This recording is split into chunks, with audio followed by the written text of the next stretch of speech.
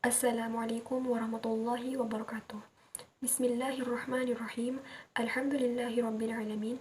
Wassalatu wassalamu ala asrofil anbiya'i wal mursalin sayyidina wa maulana Muhammadin wa ala alihi wa sahbihi ajma'in. Amma ba'du. Pertama-tama, marilah kita panjatkan puja dan puji syukur atas kehadiran Allah Subhanahu wa taala, yang mana beliau telah memberikan rahmat dan hidayahnya sehingga saya dapat menyelesaikan tugas ini tepat pada waktunya. Selawat serta salam semoga tetap tercurah limpahkan kepada junjungan kita, baginda Nabi Muhammad SAW, yang mana beliau telah membimbing kita dari zaman jahiliyah atau zaman ketidaktahuan ke zaman yang terang benderang, zaman seperti sekarang ini. Yang saya hormati, Bapak Mukhalid Wardi selaku dosen pengampu mata kuliah Akhlak Tasawuf, dan juga teman-teman sekalian yang saya hormati. Baik, izin memperkenalkan diri. Nama saya Rania, saya dari program studi Perbankan Syariah kelas D, dengan nomor absen 29 dan NIM saya 20383022101. Pada kesempatan kali ini, saya akan mempresentasikan tentang dasar-dasar tasawuf dalam Al-Quran dan Hadis. Namun sebelum itu, saya akan menjelaskan sedikit tentang pengertian akhlak. Akhlak secara bahasa diartikan sebagai perangai, tabiat, budi pekerti, dan sifat seseorang. Secara istilah, Imam Al-Ghazali menyebutkan bahwa akhlak adalah daya kekuatan atau sifat yang tertanam pada jiwa manusia yang mendorong perbuatan-perbuatan yang spontan tanpa memerlukan pertimbangan pikiran. Dasar-dasar tasawuf dalam Al-Quran dan Hadis. Para pengkaji tentang tasawuf sepakat bahwasanya tasawuf berdasarkan kesuhudan sebagaimana yang dipraktekkan oleh Nabi Muhammad SAW dan sebagian besar dari kalangan sahabat dan tabi'in. Kesuhudan ini merupakan implementasi dari nas-nas Al-Quran dan Hadis Nabi Muhammad SAW untuk menjauhkan diri dari kesenangan dunia yang berlebihan yang bertujuan untuk mensucikan diri, bertawakal kepada Allah Subhanahu wa taala, takut terhadap ancamannya, serta mengharap rahmat dan ampunan darinya. Dasar-dasar Al-Quran tentang tasawuf. Al-Quran merupakan dasar agama Islam yang di dalamnya termasuk akhlak Islam. Beberapa masalah bisa diselesaikan melalui Al-Quran, sebagaimana salah satu fungsi Al-Quran yaitu sebagai keputusan terakhir apabila dalam hadis tidak diterangkan. Namun, tidak semua akhlak bisa dicari dalam Al-Quran. Contohnya tentang masalah yang bermunculan pada masa sekarang. Maka, orang Islam menggunakan hasil ijtihad dari para ulama.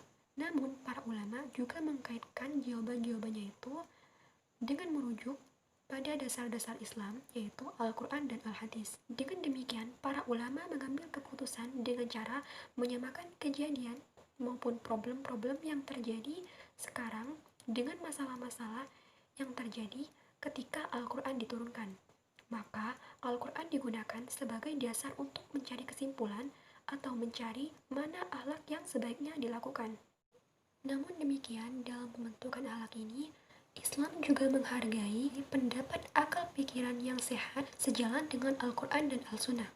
Ketika Aisyah ditanya oleh para sahabat tentang akhlak Rasulullah, beliau menjawab Al-Quran.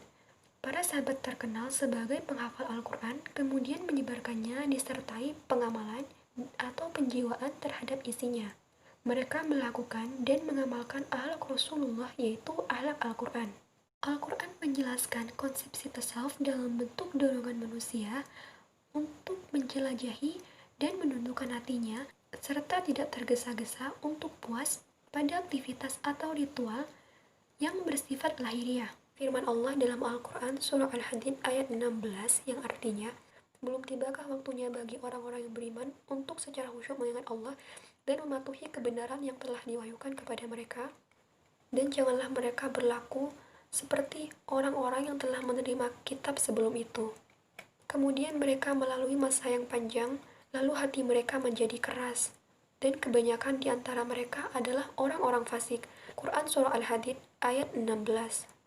Allah juga memerintahkan manusia agar senantiasa bertaubat dengan mensucikan diri dan selalu memohon ampun kepadanya sehingga memperoleh cahaya darinya. Allah berfirman dalam Al-Quran surah At-Tahrim ayat ke-8 yang artinya, hai orang-orang yang beriman, bertobatlah kepada Tuhan kamu dengan tobat yang sebenar-benarnya.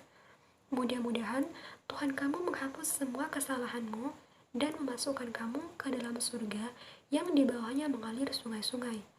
Pada hari ketika Allah tidak menghinakan Nabi dan orang-orang beriman yang bersama dengan dia, sedangkan cahaya memancar di hadapan dan di sebelah kanan mereka, sambil mengatakan, ya Tuhan kami, sempurnakanlah bagi kami cahaya kami. Sesungguhnya Engkau Maha Kuasa atas segala sesuatu. Quran Surah At-Tahrim ayat ke-8. Orang yang baik berarti orang yang berilmu, tapi ilmu itu tergantung orang yang memilikinya. Ada yang baik dan ada juga yang buruk. Berarti akhlak sangat berkaitan dengan ilmu. Apabila memiliki ilmu yang baik, maka kemungkinan besar orang itu bisa berbuat kebaikan atau berakhlak yang baik. Selanjutnya yaitu dasar-dasar al-hadis tentang tasawuf. Selain dapat dilihat dari kerangka Al-Quran, tasawuf juga dapat dilihat dari kerangka hadis. Menurut para ulama ahli, hadis adalah segala ucapan, perbuatan, takrir, dan sifat-sifat Nabi Muhammad SAW. Namun ulama usul fikih mendefinisikan hadis lebih sempit lagi, yaitu terbatas pada ucapan, perbuatan, dan takrir Nabi Muhammad SAW yang berkaitan tentang hukum. Ucapan berarti tentang semua ucapan Rasulullah SAW tentang berbagai macam bidang seperti akidah akhlak, pendidikan, muamalah, hukum, dan sebagainya. Contoh tentang akhlak, Rasulullah SAW bersabda, kekejian dan perbuatan keji sama sekali bukan ajaran dari agama Islam. Sesungguhnya, orang yang terbaik keislamannya adalah orang yang terbaik budi pekertinya. Hadis riwayat Tirmizi. Nabi Muhammad SAW berkata bahwa hati terdapat 4 macam, yakni 1. Hati yang tajam, 2. Hati yang bersih dari kotoran, yang ketiga yang di dalamnya ada suatu seperti lampu yang menyinari hatinya, dan yang terakhir hati yang berhijab. Dalam hadis Rasulullah banyak dijumpai keterangan yang membicarakan tentang kehidupan rohani manusia. Misal dalam hadis yang artinya, barang siapa yang mengenal dirinya sendiri, berarti ia mengenal Tuhannya. Agar mereka mengenalku. Baik, demikian isi presentasi saya kali ini. Semoga apa yang saya sampaikan dapat bermanfaat bagi kita semua. Dan apabila ada kekurangan dan ada salah kata, saya mohon maaf yang sebesar-besarnya. Karena kesempurnaan benar-benar hanya milik Allah Subhanahu wa Ta'ala. Akhirul kalam, subhanakallahumma wa bihamdik, asyhadu an la ilaha illa anta, astaghfirullaka wa atubu ilaik. Wallahul muwafiq ila aqwamit thariq. Wassalamualaikum warahmatullahi wabarakatuh.